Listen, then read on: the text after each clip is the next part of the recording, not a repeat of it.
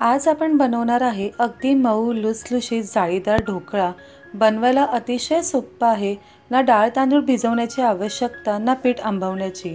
यामध्ये आपण रव्याचा सुद्धा वापर नाही करणार, फक्त बेसन पिठाचा वापर करून परफेक्ट असा हा ढोकळा बनवणार आहे। खूपच सोपी रेसिपी आहे। पहिल्यांदा जरी तुम्ही ढोकळा बनवणार असाल तरी 100% खात्रीने सांगते तुमचा ढोकळा सुद्धा असाच मऊ बनेल, अजिबात बिघडणार नाही। तर चला अवघ्या 20 मिनिटात ढोकळा कसा बनतो हे पाहून घेऊया। सुरुवात करूया आपल्या रेसिपीला। नमस्कार मंडळी, मी वैशाली पवार आणि माझी मम्मी तुमचं आपल्या माऊलीज किचनमध्ये मनापासून स्वागत करते। ढोकळा बनवण्यासाठी सर्वात आधी इथे पातेल्यामध्ये 1 ते 1.5 ग्लास पाणी घालून यामध्ये जाळी ठेवून घेऊ। ही तयारी आपल्याला आधीच करून घ्यायची आहे। आता गॅस चालू करून पाणी गरम करायला ठेवून देऊ। त्यानंतर कुकरच्या डब्याला तेलाने ग्रीस करून घेऊया। तुम्ही एखाद्या खोलगट प्लेटमध्ये किंवा केक टिनमध्ये सुद्धा बॅटर घालू शकतात। हे सर्व आपल्याला अगोदरच करून ठेवायचं आहे। आता इथे मिक्सरचं भांडं घेतलं आहे, कारण यामध्येच पटकन असं बॅटर तयार होतं। ढोकळा बनवण्यासाठी कोणतीही एकाच वाटी किंवा पेल्याचं प्रमाण ठेवायचं, जेणेकरून प्रमाण अजिबात चुकणार नाही।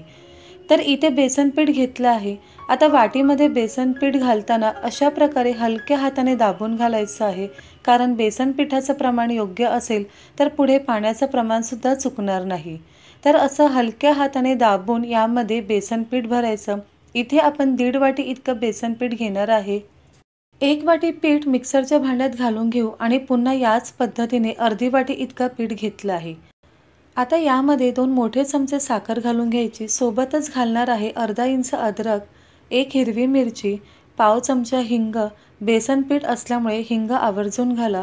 आता घालूया पाव चमच्यापेक्षा थोडी कमी हळद, किंवा हातानेच 1.5 चिमूटभर हळद घातली तरी चालेल। अर्धा चमचा मीठ घालून घेऊ। आता यामध्ये घालूया 2 मोठे चमचे लिंबाचा रस आणि ज्या वाटीने आपण बेसन घेतलं होतं त्याच वाटीने 1 वाटी भरून पाणी घालायचं। तुम्ही पाण्याऐवजी 1 वाटी ताक घातलं तरी चालेल। 1.5 वाटी बेसन पिठासाठी 1 वाटी पाणी अगदी योग्य प्रमाण आहे। फक्त बेसन पीठ वाटीमध्ये घेताना हलक्या हाताने दाबून भरलं की पाण्याचं प्रमाण सुद्धा परफेक्ट 1 वाटी राहतं। आता हे सर्व छान बारीक करून घेऊ, म्हणजे एकसारखं मिश्रण तयार होईल। तर इथे पाहू शकता ढोकळ्याचं बॅटर अगदी परफेक्ट असं झालं आहे। कधी कधी ढोकळ्यावर हळदीमुळे लाल पॅचेस येतात, ते यामुळे येतात कारण बॅटरमध्ये हळद व्यवस्थित मिक्स नाही झाली की लालसर डाग ढोकळ्यावर येतात। आणि असं मिक्सरमध्ये फिरवून घेतल्याने सर्व बॅटरमध्ये हळद छान मिक्स सुद्धा होते। आता एका पातेल्यामध्ये सर्व बॅटर काढून घेऊ। तुम्ही पाहू शकता छान एकसारखं बॅटर तयार झालं आहे। आता या बॅटरमध्ये 2 मोठे चमचे तेल घालून घेऊ। ढोकळा स्पॉन्जी होण्यासाठी आणि खाताना घशामध्ये अडकू नये, तसंच चिकट होऊ नये म्हणून यामध्ये तेल घालायचं। तेल घातल्यावर सर्व बॅटरमध्ये छान तेल मिक्स करून घ्यायचं। आता यामध्ये 1 पॅकेट इनो घालणार आहे। इनो घातल्याने बॅटर हे खूप जास्त फुलतं, फ्लफी होतं, अगदी दुपटीने वाढतं आणि त्यामुळे ढोकळा सुद्धा मऊ लुसलुशीत होतो। तर इथे इनो घालून बॅटर छान फेटून घ्यायचं। इनो हे पटकन ॲक्टिव्ह होतं, तसंच थोड्या वेळात ते डिॲक्टिव्ह सुद्धा होतं। त्यामुळेच अगोदरच पाणी गरम करायला ठेवणं आणि डब्याला तेल लावून घेणं हे खूप महत्त्वाचं आहे, कारण पाणी गरम नसेल आणि त्यामध्ये आपण डब्बा ठेवला तर ढोकळा हवा तसा फुलणार नाही। तर इथे पाहू शकतात किती जास्त प्रमाणात हे बॅटर वाढलं आहे। फक्त इनो घातल्यावर संपूर्ण बॅटरमध्ये इनो व्यवस्थित मिक्स करून घ्या। थोडासा जरी इनो राहिला तरी ढोकळ्यावर लाल पॅचेस येतात। तर असं फ्लफी होईपर्यंत मिश्रण फेटून घ्यायचं। आता हे मिश्रण तेल लावलेल्या डब्यामध्ये काढून घेऊ आणि डब्बा 1 ते 2 वेळा टॅप करून घ्यायचा। हा डब्बा आपण पातेल्यामध्ये ठेवून घेऊ। इथे पाहू शकतात पाणीसुद्धा छान गरम झालं आहे। आता यावर प्लेट झाकून 20 मिनिटासाठी मीडियम फ्लेमवर ढोकळा वाफवून घ्यायचा। तर 20 मिनिटं झाली आहे। ढोकळा झाला की नाही हे पाहून घेऊ। त्यासाठी यामध्ये टूथपिक किंवा चाकू घालायचा, तो क्लीन निघाला म्हणजे ढोकळा व्यवस्थित शिजला आहे। आता भांडं बाहेर काढून घेऊ आणि ढोकळा गार करायला ठेवून घेऊ। ढोकळा गार झाल्याशिवाय कापायचा नाही, कारण तो गरम असताना कापला तर व्यवस्थित कापला जात नाही। तोपर्यंत आपण तडका तयार करून घेऊया। त्यासाठी 2 चमचे तेल गरम करायला ठेवलं आहे। यामध्ये 1 लहान चमचा मोहरी घालायची।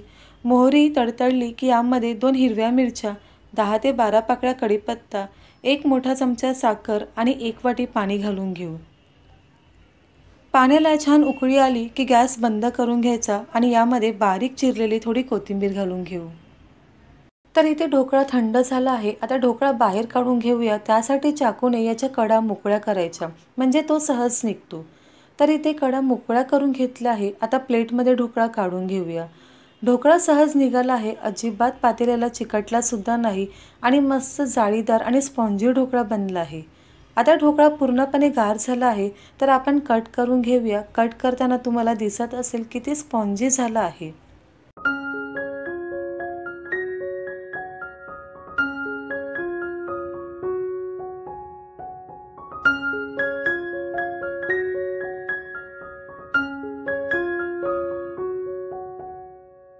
यामधला एक पीस पाहूया। हे पहा किती मऊ लुसलुशीत झाला आहे। अगदी जाळीदार असा ढोकळा तयार झाला आहे। तर यावर बनवून घेतलेलं तडक्याचं पाणी घालून घेऊ। हे पाणी थोडंसं कोमट असतानाच घालायचं, म्हणजे ढोकळ्यामध्ये छान मुरलं जातं। तर इथे मस्त असा ढोकळा तर तयार झाला आहे। आता यासोबत खाण्यासाठी ढोकळ्याची चटणी करून घेऊया। तर चटणीसाठी घेणार आहे मूठभर कोथिंबीर, अर्धा इंच अद्रक, 2 हिरव्या मिरच्या, चवीनुसार मीठ, 1 मोठा चमचा साखर, 2 चमचे दही। दही घालणं हे पूर्णपणे ऑप्शनल आहे, पण यामुळे छान आंबट तिखट चव येते। आता 2 ते 3 शिजवून घेतलेला ढोकळा घालायचा आणि थोडंसं पाणी घालून छान बारीक करून घ्यायचं। तर इथे मस्त ढोकळ्याची चटणी तयार आहे। या पद्धतीने तुम्ही सुद्धा चटणी करून पहा, खूपच छान लागते। तर आजची अवघ्या 20 मिनिटांमध्ये तयार होणारी ढोकळ्याची रेसिपी तुम्हाला नक्कीच आवडली असेल। अशा पद्धतीने तुम्ही सुद्धा ढोकळा केला तरी अगदी परफेक्ट असा तयार होईल। नाश्त्यासाठी झटपट काही करायचं असेल तर हा पटकन होणारा ढोकळा नक्की करून पहा। आज वेळात वेळ काढून तुम्ही माझा व्हिडिओ पाहिलात, त्यासाठी तुम्हा सर्वांचे मनापासून आभार। लवकरच भेटूया अशा छानशा आणि नवीन रेसिपीसोबत। तोपर्यंत स्वादिष्ट खा आणि आस्वाद मिळवा। माऊलीज किचनला लाईक, शेअर आणि सबस्क्राईब करायला विसरू नका। धन्यवाद।